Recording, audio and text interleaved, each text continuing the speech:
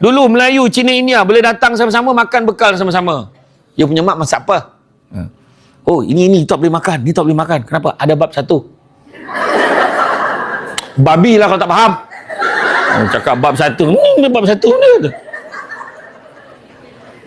Kan? Yang ni pedas sikit. Ini you tak boleh makan. Ini ada daging lembu dalam ni. Oh ya, okey. Dia tak makan lah. Tahu, jadi bila dia berkawan, bila dia budaya macam tu, akhlak macam tu, sebab dia boleh berkawan sampai tua boleh kawan. Betul. Macam, you bila mau potong, dia kata. Sunat kan? Dia tanya, potong bukan jadi pendek lah? Dia kata.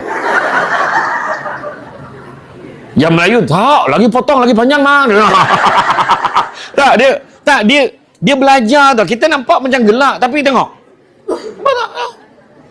Iya, saya dulu setiap tahun kalau cuti raya Cina je mesti mak saya bawa kenduri.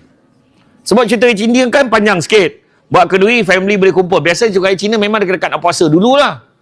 Dan yang seronok lepas kenduri pagi tengah hari sampai pukul 2 tu, dekat rumah Cina depan mamak saya rumah Cina. Dia buat tarian singa. Kita orang pergi tengok. Iya, seronok tengok singa tu makan limau tu kan. Lepas tu kita pun dapat limau. Tu saya kata tadi, budaya tu, akhlak tu kita baik sama kita, tak ada masalah pun. Tapi bila kita ni, budaya berprasangka apa semua sekarang ni, banyak ni dengan isu, yang banyak yang mosakkan orang politik ni. Ya. Kan? Saya tak nak ulas panjang lah benda tu, sebab musim ni kan. Macam tu.